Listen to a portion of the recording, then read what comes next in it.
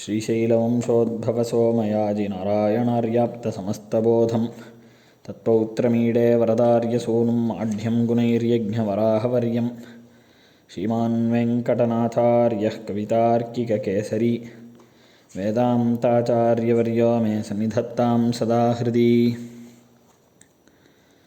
द्विचतुष्कमिदं प्रभूतसारं पठतां वेङ्कटनायकः प्रणीतम् विषमेऽपि मनोरथः प्रधावन्न विहन्येत रथाङ्गधुर्यगुप्तः। கடைசி ஸ்லோகம் சுதர்சனாஷ்டகத்தில். இதில் திருநாமப்பாசுரம் மாதிரி இதை யார் பண்ணினார், எதுக்காக பண்ணினார், எவரை குறித்து பண்ணினது, இதனால் நமக்கு என்ன பலன், இத்தனை விஷயத்தையும் இந்த ஸ்லோகத்தில் சாதிக்கிறார். த்விசதுஷ்கம் அப்படின்னு முதல்ல இருக்கக்கூடிய பதம்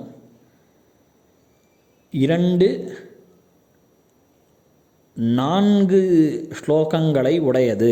4 4 8, அதாவது த்விசதுஷ்கம். சதுஷ்கம்னா 4 உடையது சதுஷ்கம். 2 4களை உடையது அப்படின்னு அர்த்தம் புரிஞ்சுக்கணும். சத்வாரி பத்யானி எத்திர தத்து சதுஷ்கம், த்வே சதுஷ்கே எத்திர தத்து த்விசதுஷ்கம் அப்படின்னு புரிஞ்சுக்கணும். அப்போது 8 பத்யங்களுடன் கூடியது இந்த சுதர்சனாஷ்டகம் அப்படிங்கிறது தெரிஞ்சுது. இது எப்படிப்பட்டது அப்படின்னா பிரபூதசாரம். அது வியாக்கியானங்களில் நம்ம அனுபவிக்கிறச்சே, மேலே கீழே அனுபவிக்கிறச்சே, இந்த ஸ்துதியை வச்சுண்டு சுதர்சனாஷ்டகம் அப்படிங்கிற ஸ்லோகரூபமான சுதர்சனாழ்வாரை பற்றினதான ஸ்துதியை வச்சுண்டு சக்கரத்தாழ்வாரை நாம் ஸ்தோத்திரம் பண்ணினோன்னாக்க சாரமான பலன்கள் என்னென்ன உண்டோ எல்லாமே நமக்கு கிடைக்கும். அதுவும் இங்குள்ள காலத்திலேயே எம்பெருமான் திருவடிகளில் பக்தி, தத்துவஞானம், அதுக்கு தேவையாக நமக்கு ஆற்றுல இருக்கக்கூடியதான சமிருத்தி, தனதானிய சமிருத்தி, இவருடைய அனுகிரகத்தினாலே ஆச்சாரிய சம்பந்தமும் கிடச்சி அந்த சம்பந்தத்து மூலமாக நல்ல தெளிவான ஞானம் ஏற்பட்டு ஆச்சாரியனுடைய அனுகிரக விசேஷத்தினால சரணாகதி பண்ணிக்கிற ஒரு பாக்கியமும் அது மூலமாக மோட்சமும் கிடைக்கும் அப்படிங்கிறது இந்த பிரபூத சாரம் அப்படிங்கிற அர்த்தத்துலேருந்து தெரியறது. பொதுவாக அசாரத்தெல்லாம் விட்டுடணும். நம்ம அசாரமாக எது இருக்கோ, சாரமே இல்லாதது, அல்பசாரம், கொஞ்சம் ஏதோ அதில் கொஞ்சோண்டு சாரம் இருக்கும், மீதி எல்லாம் வேஸ்ட் அப்படின்னு இருக்கிறதும் இல்லை. கொஞ்சம் சாரம் இருக்குது இதில், சாரம் அப்படின்னு ஒத்துக்கிற மாதிரியும் இல்லை. சாரத்திலேயே கொஞ்சம் வசதியாக இருக்குது, சார தரம் இருக்குது அப்படின்னா இது எல்லாத்தையும் விட்டுடணும். அது ஆழ்வார் சாதிக்கிறச்சே அற்பசாரங்களவை சுவைத்தகன்றொழிந்தேன் அப்படின்னர் நம்ம ஆழ்வார். இந்த அல்பசாரங்கள்லாம் அதை அனுபவிச்சுட்டு இதிலெல்லாம் ஒன்றுமே இல்லை அப்படின்னு சொல்லி அதெல்லாம் விட்டுடணும், தியாஜ்யங்கள் இதெல்லாம். அப்போது என்னத்தை தான் நாம் பிடிச்சிக்கணும் அப்படின்னா, பஜேத் சாரதமம், சாரதமமாக இருக்கக்கூடியதான அர்த்தத்தை நாம் புரிஞ்சுண்டு அதை தான் நமக்கு உபாதேயம்னு கையில் வச்சுக்கணும். இதை காட்டிலும் சாரதமம் வேறு கிடையாது அப்படிங்கிறது தான் சுவாமி தேசிகன் இந்த ஸ்லோகத்தில் பிரபூத சாரம் அப்படின்னு சாதிக்கிறார். படதாம் வெங்கடநாயக பிரணீதம். இந்த வெங்கடநாயகன்னு சுவாமி தேசிகன் இருக்காரே, அவர் இதை செய்தார். படதாம், படதாம்னா வெறுமை படிப்பவர்களுடையன்னு அர்த்தம் வச்சுக்கக்கூடாது. முதல்ல ஆச்சாரியன் குருமுகமாக இதை சொல்லிக்கணும், குருமுகமாகவே இதோடைய அர்த்தங்களை தெரிஞ்சுக்கணும். அதுக்கப்புறம் பக்தி ஸ்ரத்தையோட பகவான் நமக்கு அனுகிரகம் பண்ணுவான் சக்கரத்தாழ்வார் அப்படிங்கிற மகா விஸ்வாசத்தோட படதாம் யார் இதை அனுசந்தானம் பண்ணுறார்களோ பட்டதாம் படிப்பவர்களுடைய அப்படின்னு அர்த்தம். வெங்கடநாயக பிரணீதம். இந்த கர்த்தா இந்த ஸ்லோகத்தை யார் பண்ணவர் அப்படின்னா வெங்கடேஷாவதாரோயம் அப்படின்னு மகான்கள்லாம் சாதிக்கிறா. இவர் சாதாரணமான வெங்கடேசன் இல்லை, அதாவது வெங்கடேசன் நாம மாத்திரம் இருக்கக்கூடியவர் கிடையாது. சாக்ஷாத் திருமலையப்பனுடைய அவதாரமான இவர் சீரொன்று தூப்புல் திருவேங்கடமுடையான் அப்படின்னு இருக்கக்கூடிய இவர் சொல்கிறார் இந்த ஸ்லோகத்தை. என்னிடமிருந்து தோன்றியது வெங்கடநாயக பிரணீதம். அது எதுக்காக அப்படின்னா சாது பரித்ராணத்துக்காக எம்பெருமான் இவர் மூலமாக அவதாரம் ஒன்று பண்ணி, ஏன்னா எம்பெருமான் சர்வஜன், சர்வஜனுக்கு தான் சக்கரத்தாழ்வாருக்கு என்னென்ன வைபவங்கள் இருக்குதுன்னு தெரியும். அந்த சர்வஜனே திருப்பி ஒரு அவதாரம் பண்ணுறார், தேசிகாவதாரம். அந்த தேசிகாவதாரத்தில் அந்த ஆயுதங்களுக்கு என்னென்ன மகிமை, சக்கரத்தாழ்வாருக்கு எவ்வளோ வைபவங்கள் உண்டு அப்படிங்கிறதெல்லாம் அவரால் தான் சொல்ல முடியும். அதனால் அவரே இந்த வெங்கடநாதனாக ஒரு அவதாரம் பண்ணி, அதாவது சீரொன்று தூப்புல் திருவேங்கடமுடையானாக அவதாரம் பண்ணி இந்த சக்கரத்தாழ்வாருடைய வைபவத்தை சாதிக்கிறார். தானாய் தன்னை பாடி அப்படின்னு நம்மாழ்வார் சாதிக்கிறார். தன்னைத்தானே துதித்து அப்படிங்கிற மாதிரி. ஏன்னா வேறு யாருக்கும் இவருடைய வைபவங்கள் தெரியாது, இவருடைய கல்யாண குணங்களுடைய எல்லை அப்படிங்கிறது கிடையாது, அது யாருக்கும் தெரியவும் தெரியாது. ஏன்னா இவர் சர்வஜனாரபடியினால் இவரே சொன்னால் மாத்திரம்தான் நமக்கு இந்த விஷயங்கள்லாம் புலப்படும். அதனால் அப்பேற்பட்ட வெங்கடநாயக பிரணீதம். இப்போ இதுக்கு பலன் என்ன? இவர் பண்ணிட்டார், பிரபூதமான சாரத்தை நமக்கு கொடுத்துட்டார். இதனால் சக்கரத்தாழ்வார் என்ன பலன் நமக்கு கொடுப்பார் அப்படின்னு கேட்டால், விஷமே அப்பி மனோரதா பிரதாவன் அப்படின்னு சாச்சார். இந்த நாமெல்லாம் இருக்கக்கூடியது இந்த பிரகிருதி மண்டலத்தில் பத்தர்கள். நம்மெல்லாம் ஒரு கட்டுண்ண பண்ணினவர்கள், கட்டுண்டவர்கள். நம்மெல்லாம் எதில் கட்டுண்டுருக்கோம்னா சம்சாரம் அப்படிங்கிற பெரிய பந்தத்தில் நாமெல்லாம் பத்தாளாக இருக்கோம். நாமெல்லாம் உப்பு காரம் இதெல்லாம் சாப்பிட்றதுனால நமக்கு சத்வரஜஸ்தமஸ் அப்படிங்கிற குணங்களுடைய சுழற்சியால் ஒரு கால் நமக்கு தவறான வழியில் நடக்கிறதுக்கு தோணலாம் மனசு. நாமளே மனசை ஒரு மனக்கோட்டை கட்டுவோம், இப்படி ஒரு வழியில் போகலாமே, போய் தான் பார்ப்போமே அப்படின்னு நேரிட்டாலும் அதை நேர் வழியில் செலுத்தி நம்மை இந்த சக்கரத்தாழ்வாரானவர் ரட்சிப்பார். அப்படிங்கிறது தான் இந்த விஷமே அப்படி மனோரத பிரதாவன் அப்படிங்கிறதுக்கு அர்த்தம். சாத்விகாளுடைய கோஷ்டி நம்ம ஆச்சாரியாள் கோஷ்டி. அந்த ஆச்சாரிய சம்பந்தம் இருக்கக்கூடிய நமக்கு விஷமமான மார்க்கத்தில் மனசு போகாது பொதுவாக. ஆனால் இது ஜென்ரல் ரூல்லாம் விசேஷ ரூலில் பாதித்து போயிடும். என்ன தான் சதாச்சாரிய அனுகிரகம் இருந்தாலும் ஒரு க்ஷணம் அந்த பாதம் மாறுறது அப்படிங்கிறது நமக்கு தெரியாதையே போயிடும். அது எப்படி ஏன் மாறுறது அப்படின்னா பூர்வ கர்மாவில் இவன் பண்ண கர்ம பலன் மாற வைக்கிறது. அதனால தான் சுவாமி தேசிகன் விஷமே அப்பி விரோதே அப்படின்னு வியாக்கரண சாஸ்திரம். அப்படி போக இருந்தாலும் விஷமே அப்பி அப்படின்றத சாதிக்கிறார்.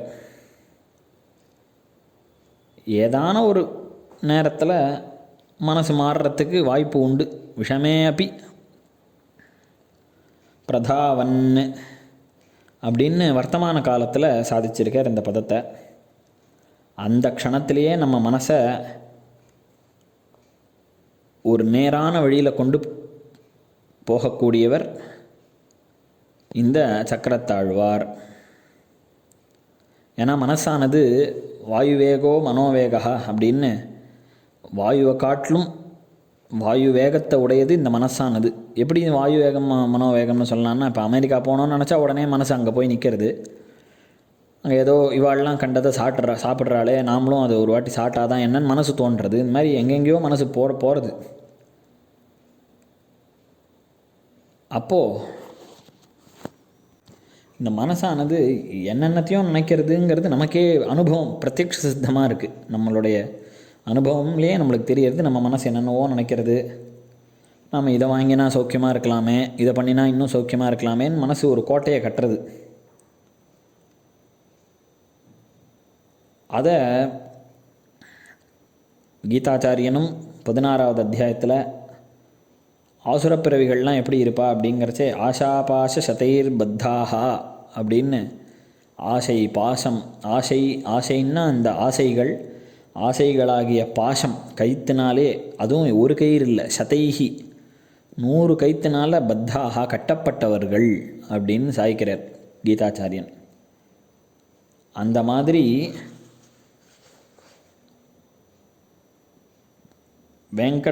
விஷமேபி மனோரத பிரதாவன்னு ஓடின்னு இருக்கு மனசு. அப்படி ஓடினாலும் கூட அப்பின்ற சப்தத்தை விஷமேபின்ற இடத்துலையும் அர்த்தம் பண்ணிக்கலாம்.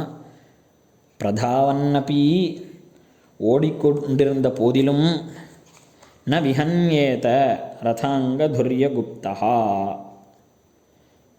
பாதுகாக்கிறதுக்காகவே இவர் இருக்கக்கூடியவர் அப்படியும் சொல்லக்கூடாது. பாதுகாக்கிறதுக்குன்னு இருக்கிறவாளுக்குள்ள முக்கியமானவர் இவர். அப்படி இருக்கக்கூடிய இந்த சக்கரத்தாழ்வார் என்னதான் நமக்கு எண்ணம் தோணினாலும் நம்ம மாறாமல் நம்ம மனசெல்லாம் மாறும்படி பண்ணாத நம்மளை ரட்சிக்கிறார். மனசு தேர் மாதிரி இருக்குது, எங்கேயோ போயிட்டே இருக்குது. அப்போது அதோட சக்கரங்கள்லாம் இந்த தேர் போகிறதுங்கிறப்ப மனசுங்கிறது தேர்ன்றப்ப அந்த சக்கரங்கள்லாம் எங்கே வேணால் போகுமோ இல்லையோ. ஆனால் எம்பெருமானுடைய ரதாங்கம் அப்படிங்கிற இந்த சக்கரத்தாழ்வார் இவர் துரியர் அப்படின்னா பொறுப்பை வகிக்கிறவர். அதனால் எம்பெருமான் யோகக்ஷேமம் வகாமியகம்னு சாதிச்சார்னா இவர் அந்த பொறுப்பை ஏற்றுக்கிறார். எம்பெருமானுடைய பொறுப்பு என்ன சொன்னார்? எம்பெருமான் யோகக்ஷேமம் வகாமியகம் அப்படின்னு சாதிச்சார். யோகம்னா என்ன, க்ஷேமம்னா என்னன்னு பாஷ்யத்தில் விஸ்தாரமாக பாஷ்யக்காரர் சாதிச்சிருக்கார். அப்பிராப்திய பிராப்தி யோகம், க்ஷேமம்னா அதோடைய ரக்ஷணம், கிடைக்காததை கிடைக்க வைக்கிறது யோகம்னு பேர். க்ஷேமம்னா கிடைச்சது ஸ்திரமாக இருக்கணுமே, அதுக்கு க்ஷேமம்னு. அந்த பொறுப்பை இவர் பார்த்துக்கிறார். சக்கரத்தாழ்வார் அந்த பொறுப்பை தான் வகித்து இவனுக்கு யோகக்ஷேமங்கள்லாம் என்னன்றதை பண்ணி இவர் இப்படி நம்மளை நேர் வழியில் கொண்டு போகிறார். நம்மளை சதா சர்வ காலமும் ரட்சிக்கிறதுக்கு இவர் ரெடியாக இருக்கார். அட் யுவர் கமாண்ட் அப்படின்னு சொல்கிற மாதிரி பகவானுடைய கமாண்டில் இவர் இருந்துட்டுருக்கார். இவரே அனுகிரகம் பண்ணுறதுக்கு சித்தமாக இருக்கார். எப்போ சித்தமாக இருப்பார் அப்படின்னா, இன்னும் இந்த ஸ்துதியினால் நாம் அவரை ஸ்தோத்திரம் பண்ணி சந்தோஷப்படுத்தினோன்னாக்க அவர் நம்மளுடைய கூட்ட குரலுக்கு நிற்கிறார். லார்ட் அட் யுவர் கால் அப்படின்னு ஒரு புஸ்தகம் வாசித்த மாதிரி எனக்கு ஞாபகம். அந்த மாதிரி இந்த சக்கரத்தாழ்வார் நம்மளுடைய காலுக்காக வெயிட் பண்ணிட்டுருக்கார். நாமெல்லாம் அழகாக அவருக்கு நித்தியம் இந்த சுதர்சனாஷ்டகம்ன்றது நித்தியானுசந்தானத்தில் இருக்கக்கூடியதான ஸ்லோகம். பல பெரியவாள் அடியன் சேவிச்சிருக்கேன். அவள்லாம் சஹஸ்ரநாமம் சொல்லி முடித்த உடனே சுதர்சனாஷ்டகம், கருட தண்டகம், இந்த மாதிரி ஸ்தோத்திரங்களெல்லாம், அதுவும் இதையும் சொல்லுவாள் பரமார்த்தஸ்துதி. ஏன்னா சுவாமியே சாதிச்சிருக்கார், பரமார்த்தஸ்துதி ரன்மகம் பிரபன்னைஹி அப்படின்னு சாதிச்சா மாதிரி நித்தியம் சேவிக்கணும்னு சுவாமியே சாதிச்சிருக்கார்.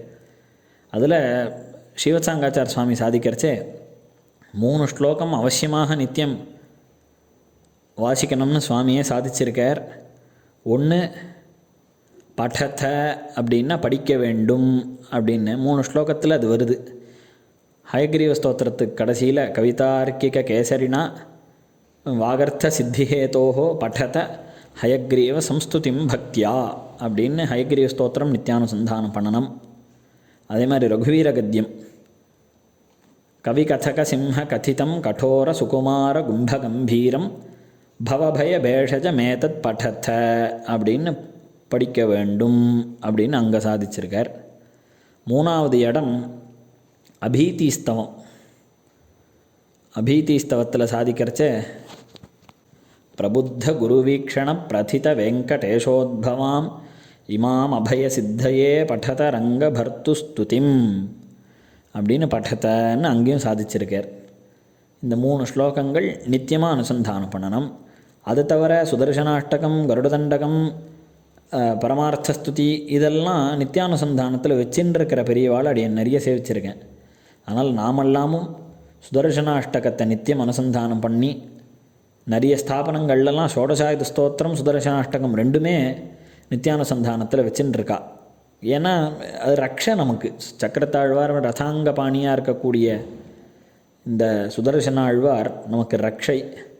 அதனால தான் சஹஸ்ரநாமம் சொல்லி நாமெல்லாம் புரஸ்தாத் கேசவ பாத்து அப்படின்ற துவாதச நாமாக்கள் சொல்கிற ஸ்லோகத்தை சொல்லிவிட்டு ஸ்புரத் சஹஸ்ராட்சி காரிய தீவிரம் அப்படின்னு சக்கரம் சதாகம் சரணம் பிரபத்தியன் பஞ்சாயுத ஸ்தோத்திரத்தையும் சொல்கிறதுங்கிறத சம்பிரதாயத்தில் வச்சுன்னு இருக்கோம்.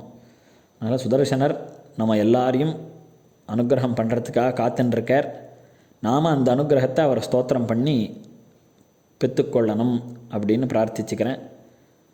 சுவாமி தேசிகன் சுதர்சனாஷ்டகத்தை நம்ம அனுகிரகம் பண்ணுறதுக்காகவே அனுகிரகிச்சிருக்கார். சக்கரத்தாழ்வான் நம்மளை அனுகிரகம் பண்ணணும் அப்படிங்கிறதுக்காக இவர் ஒரு ஸ்துதி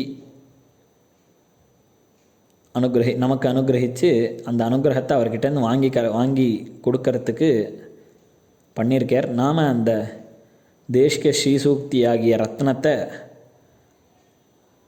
நித்தியம் அனுசந்தானம் பண்ணி சுவாமி தேசிகனுடைய அனுகிரகத்துக்கும்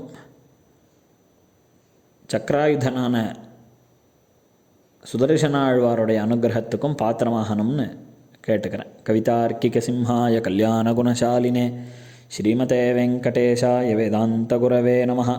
ஸ்ரீமதே நிகமாந்த மகாதேசிகாய நமः.